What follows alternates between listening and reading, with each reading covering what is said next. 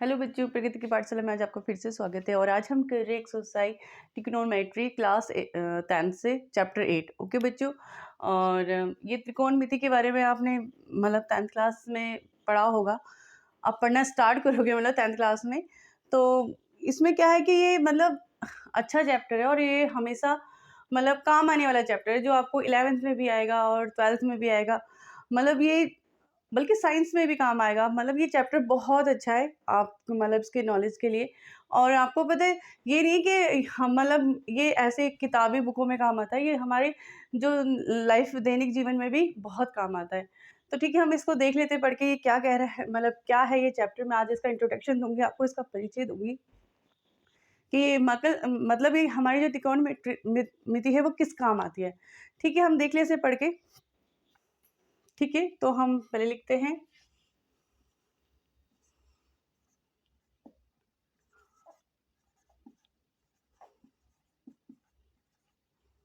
जो ये ट्रिग्नोमेट्री जो शब्द है ना, मतलब कि जो वर्ड है ना, ये 3 शब्दों से बना हुआ है। एक तो ये मतलब 3 शब्द हमारे कौन से, एक तो TRI, और एक होता है हमारा गॉन, और एक होता है हमारा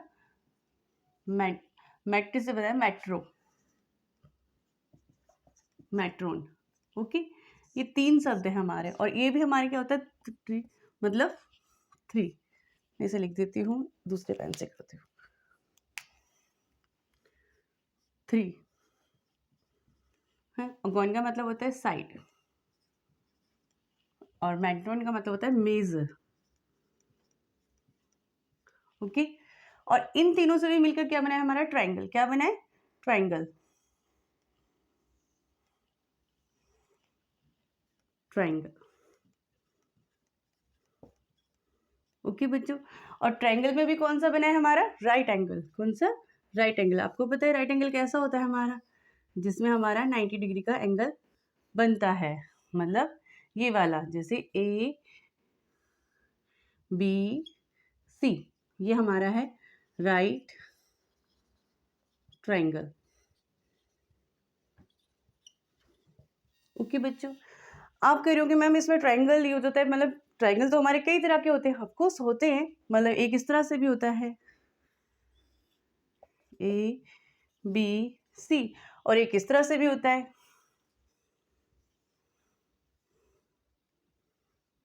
ABC, है ना। लेकिन हमें जो 10th क्लास में मतलब जिसका हमें मतलब ध्यान रखना है, जो जिस पे पूरी जो ट्रिग्नोमेट्री है वो उस पे आधारित है, वो हमारा क्या है? राइट एंगल है। कौन सा है? ये वाला एंगल है। इन दोनों का भी इस्तेमाल होता है, वो 11th और 12th में होता है, पर हम यहाँ पर बस राइट एंगल के बारे में ही बात करेंगे, और उसी से अटैच ये सारे क्वेश्चन आपके 10th क्लास में आएंगे। तो हम राइट एंगल के बारे में बात कर लेते हैं। पहले राइट एंगल में होता क्या क्या है ये देख लेते हैं। ओके बच्चों, अब हम राइट एंगल के बारे में बात करते हैं। ठीक है, ये हमारा राइट एंगल है, समझ लो। इसमें ये क्या होता है हमारा? 90 डिग्री का होता है ना। ABC, इसमें क्या होता है बच्चों? ये जो हमारा होता है ना, ये वाली साइड होती है हमारी, मतलब वो उस पर आधारित है। ये होती है हमारी परपेंडिकुलर।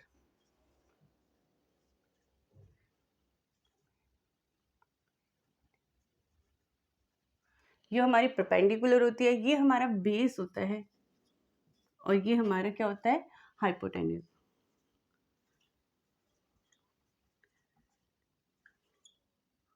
ओके बच्चों, मतलब इसको हम हिंदी में कहते हैं लंब, इसको हम बोलते हैं आधार, और इसको हम बोलते हैं करंट। ये हमारे क्या होते हैं? मतलब राइट एंगल से जुड़ी हुई चीजें होती हैं, जो कि मतलब जुड़े हुए एंगल होते हैं, जुड़े हुए साइडें होती हैं। ये तीनों साइडें होती हैं। ये दोनों साइडें क्या होती है? इन ये इस वाली साइडों का जोड़ होती है। मतलब इसका स्क्वायर, इसका स्क्वायर और इसका स्क्वायर, ये स्क्वायर प्लस ये square plus is equal to में हाइपोटेन्यूज होता है ना बच्चों। इसमें ये होता है, और इसमें क्या होता है कि अगर हम एंगल ए ले लेते हैं, अगर हम एंगल ए लेते हैं, तो इसमें ये वाला हमारा क्या हो जाता है? परपेंडिकुलर हो जाता है। और हम एंगल सी लेते हैं, है ना। अगर एंगल सी हम उसमें पूछा जाता है क्वेश्चन के ऊपर, तो एंगल सी हम अगर इसको लेंगे तो ये वाला हमारा परपेंडिकुलर हो जाता है। बस इसमें ये चीज़ों का ध्यान रखना पड़ता है। अगर हमने एंगल ए ये वाला लिया तो हमारा ये हो जाएगा परपेंडिकुलर और ये हमारा बेस हो जाएगा, और अगर हमने एंगल सी लिया तो ये हमारा परपेंडिकुलर हो जाएगा और ये हमारा बेस हो जाएगा। बस आपको इसी चीज़ में इसमें ध्यान रखना है। और इसमें क्या होता है कि जब इसमें हमें ये चीज़ों को पता हो जाता है तो हमें इसमें क्या होता है, पाइथागोरस भी यूज़ होती है। पाइथागोरस समझ रहे हो बच्चों क्या होती है? पाइथागोरस भी मैं आपको बताती हूँ कि राइट एंगल में क्या होती है।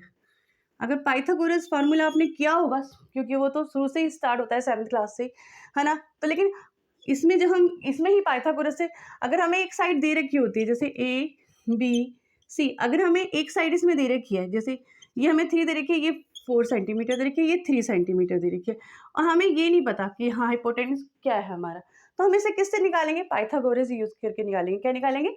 पाइथा जो थ्योरम होती है पाइथागोरस थ्योरम, उसको हम लगा के इसकी मतलब इसको याद करेंगे। तो एक मैं आपको इसको सॉल्व करके बताती हूँ कैसे निकालते हैं। पाइथागोरस थ्योरम,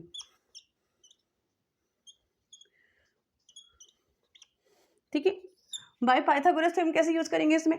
जैसे कि हमें क्या ये हमें दोनों चीजें क्या होता है, ये मतलब परपेंडिकुलर का स्क्वायर प्लस बेस का स्क्वायर इज इक्वल टू में हाइपोटेन्यूज का स्क्वायर, यही हमारा फार्मूला होता है इसमें, है ना?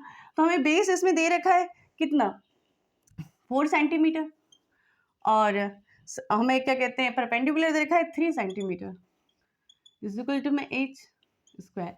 तो ये कितना हो जाएगा, 16 प्लस 3 और सॉरी 9 इज इक्वल टू में एच का स्क्वायर, है ना?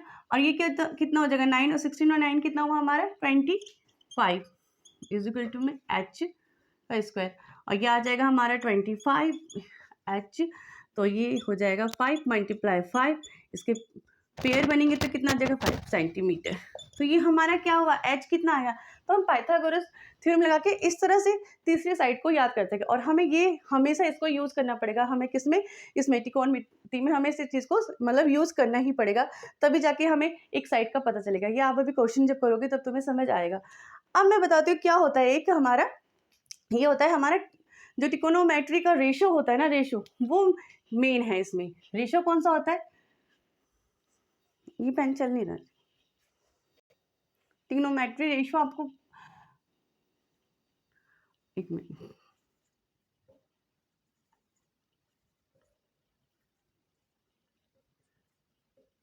ट्रिग्नोमेट्री रेशो क्या होता है आपको पता है? ट्रिग्नोमेट्री रेशो होता है हमारा, जैसे कि आप रेशो को आप समझ सकते हो क्या होता है। रेशो होता है हमारा जैसे कि 3:4, तो हम इसे लिखते हैं 3/4, है ना, बट्टे में लिखना। जैसे कि 12:3, तो ये आ जाएगा हमारा 12/3, 3 बन जा 3, 3 4 जा 12, तो ये कितना आ जाएगा 4/1, मतलब रेशो में लिखना। ऐसे ही हम क्या करते हैं, जो हमारी ये जो हमारा मतलब राइट एंगल होता है, इसमें हम इसको जैसे कर्ण होता है परपेंडिकुलर, इसे भी हम क्या लिखते हैं, रेशो में लिखते हैं। जैसे कि आपको इतना पता चल गया रेशो क्या होता है, तो उसको रेशो में लिखना ही कहते हैं। इसी का रेशो ये होता है कि जैसे परपेंडिकुलर अपॉन में हाइपोटेन्यूज, तो इस तरह से हम इसमें लिखते हैं। और आपको पता है हमारे रेशो कितने होते हैं, 6 रेशो होते हैं। कितने होते हैं, 6 रेशो होते हैं। 6 रेशो हमारे कौन से होते हैं, एक होता है हमारा साइन थीटा, दूसरा होता है हमारा कॉस थीटा, और तीसरा होता है हमारा टैन थीटा। 6 होता है हमारा कॉसेक, एक मिनट, कोसेक थीटा, और फिर क्या आता है हमारा सेक थीटा, फिर आता है कॉट थीटा। ओके, ये हमारे क्या होते हैं, 6 रेशियो होते हैं बच्चों। अब आपको पता है हमें अब क्या होता है कि हमें ने इनके अपोजिट ढूंढना होता है कि कौन कौन से अपोजिट होते हैं। अपोजिट हमारे कौन कौन से हो सकते हैं इसमें से, आपने कहा ये तो पता चल गया 6 रेशियो हैं, आप रेशियो बता भी दोगे कि हमारे 6 रेशियो होते हैं, लेकिन हमारे अपोजिट कौन से होते हैं। अपोजिट याद करने के लिए तो आपको एक कहानी तो बतानी ही पड़ेगी कि आप मतलब इस तरह से इसको याद रख सकते हो कि आपकी एक क्लास में क्या हो रहा है, एक डांस कॉम्पिटिशन हो रहा है, जिसमें आपने क्या किया कि 6 बच्चों ने क्या लिया, पार्टिसिपेट लिया, जिसमें से 3 क्या हैं, हमारे बॉयज़ हैं और 3 क्या है, हमारी गर्ल्स है। ओके, है ना। तो मैडम ने कहा कि आप अपने अपने अपने हिसाब से गर्ल पार्टनर चुन लो जो डांस कंपटीशन में आपके साथ हो सके। तो आपने सोचा कि अब क्लास में क्या होता है, सबसे पहले साइन ही आता है। हमने देखा है कि हमारे मुंह पे सबसे पहले जब भी हम मतलब त्रिकोणमिति के बारे में बात करते हैं तो हमारा क्या आता है, हमारे मुंह पे हमेशा साइन ही आता है। क्या आता है, साइन आता है, साइन कोस थीटा इस तरह से आता है सबसे पहले साइन। तो साइन से पूछा गया कि आप कौन सी मतलब पार्टनर लोगे, गर्ल पार्टनर। तो उसने साइन से पूछा गया जब मैडम ने कि आप कौन सी लोगे, तो साइन ने कहा मैं तो वो लूंगा जो सबसे लंबी लड़की है। लंबी मतलब कॉसेक, सबसे लंबा है ना लिखने में।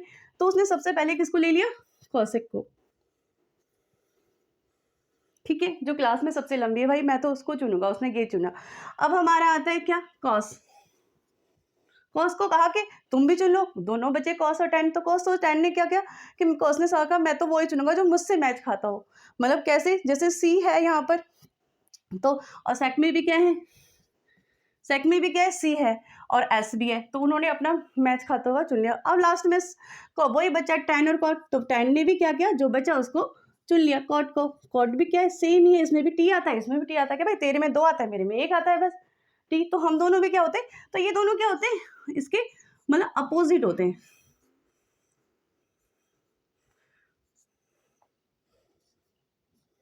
एक दूसरे के अपोजिट होते हैं। और ये अपोजिट इसलिए आपको याद रखना जरूरी है कौन कौन से होते हैं, ताकि आपको जब टेबल करोगे कोई भी चीज करोगे तो ये दोनों अपोजिट चलेंगे, तो इस तरह से आपको याद रहेंगे तो आप आगे कर सकते हो। तो अब हम इनका क्या करते हैं, इन्हें लिखने का जो रेशियो होता है वो क्या होता है हमारा। अब मैं इसे मिटा देती हूँ यहाँ पे।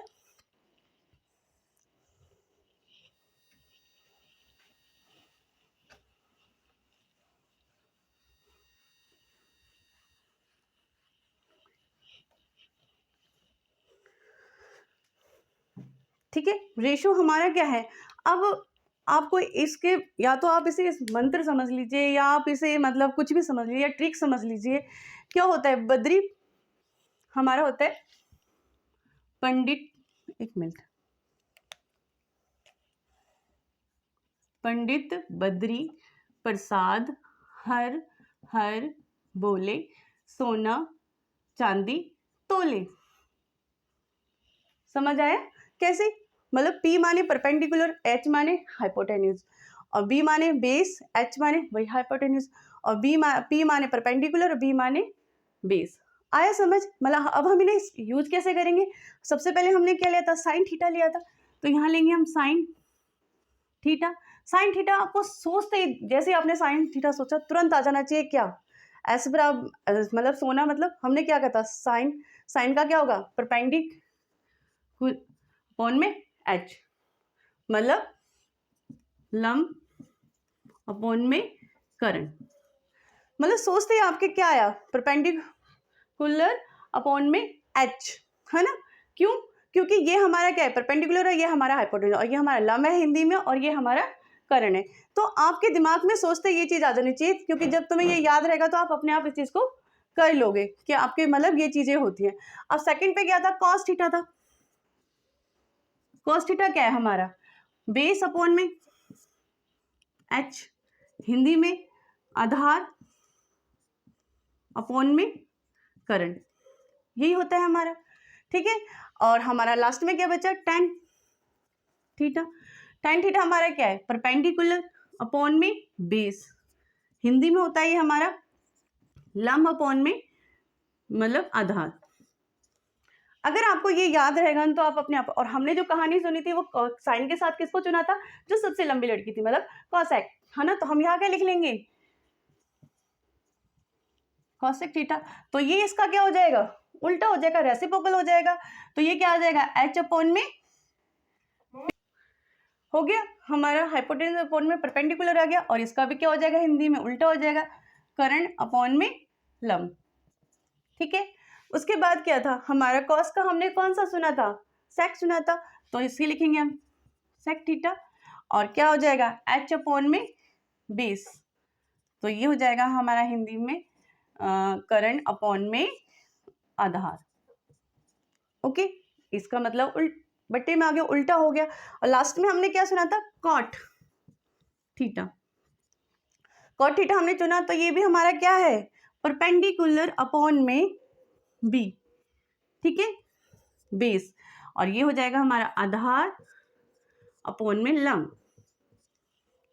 आया बच्चों यहाँ पर समझ? मैंने क्या किया, ये मैंने क्या किया, बस आपको ये रेशियो याद होने चाहिए इसके अकॉर्डिंग।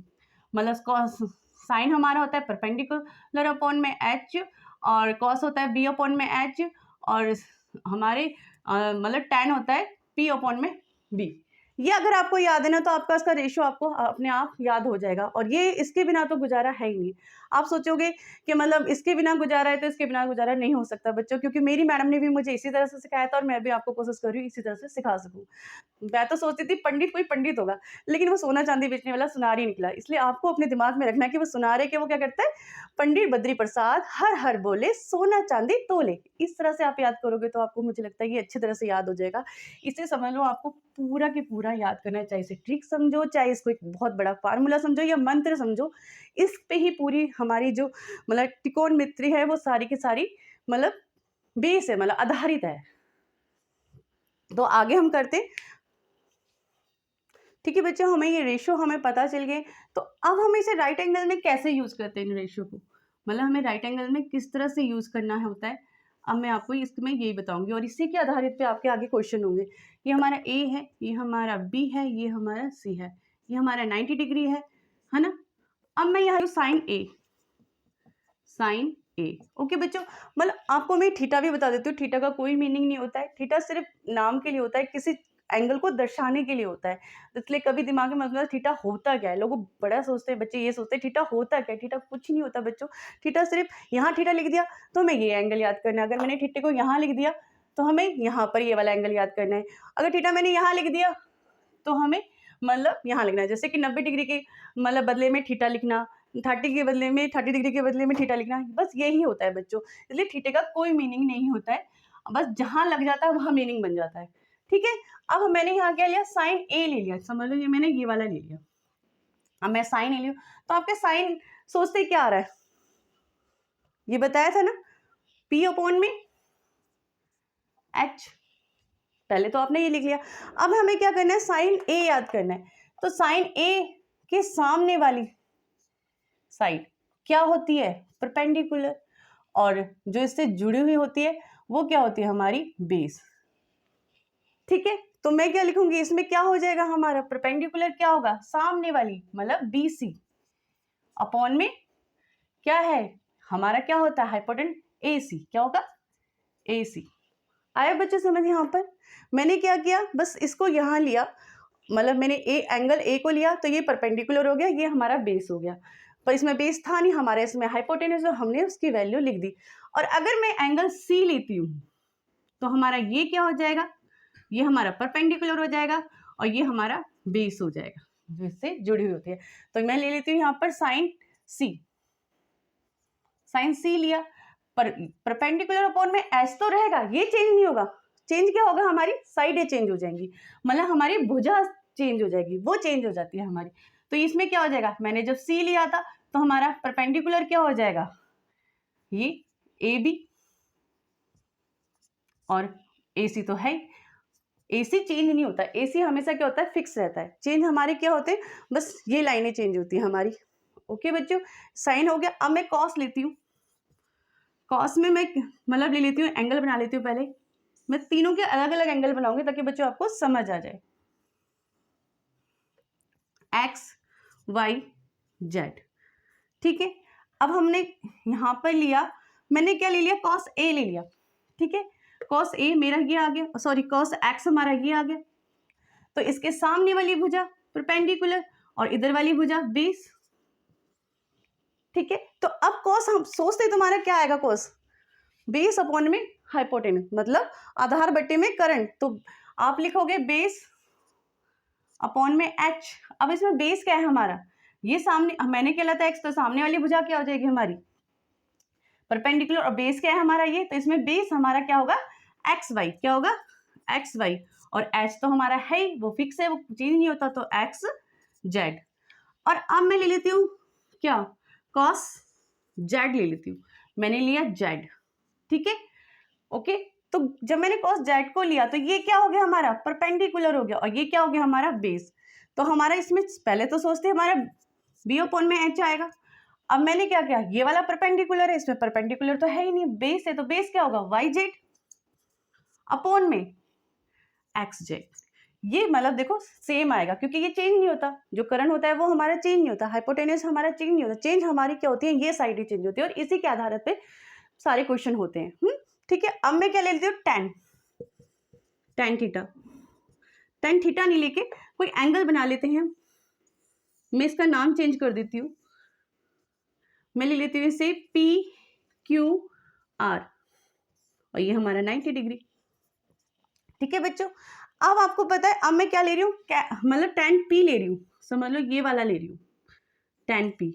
इसके सामने वाली साइड क्या हुई, परपेंडिकुलर, और ये वाली साइड क्या हुई, बेस। और आपको टेन सोचते ही क्या आना है, पी अपॉन में बी, मतलब परपेंडिकुलर अपॉन में बेस, ये आना है आपके दिमाग में। अब आपको देखो इसमें परपेंडिकुलर क्या है, हमारा सामने वाली भुजा, तो क्यू आर, और हमारा बेस क्या है, इसमें बेस आया हुआ है तो हम लेंगे पी आर, पी क्यू, क्या लेंगे, पी क्यू, ये हमारा बेस हो गया इसमें से।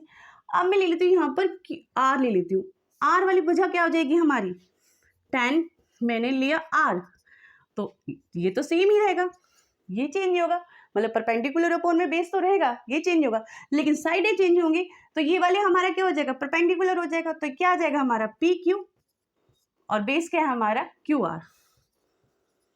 आया बच्चों समझ मैंने कैसे किया।